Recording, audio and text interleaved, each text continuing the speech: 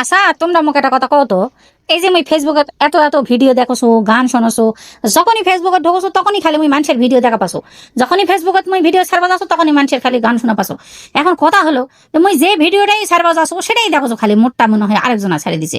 Inca হচ্ছে কেন?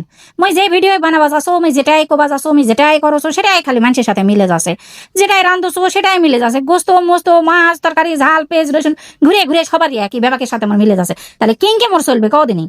তোমরা আমাকে বুদ্ধি দাও না, বুদ্ধিটা দাও। মুই কি নতুন করে স্কুলে ভর্তি হবো নাকি?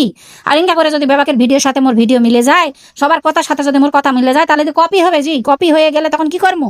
হ্যাঁ তোমরা কদিনই ফেসবুকটা চালামো না? তোমরা মোকে না কেউ ট্রেনিং দেওয়া না, মোকে না শিখাও কিংকে ফেসবুক চালাবা হয়।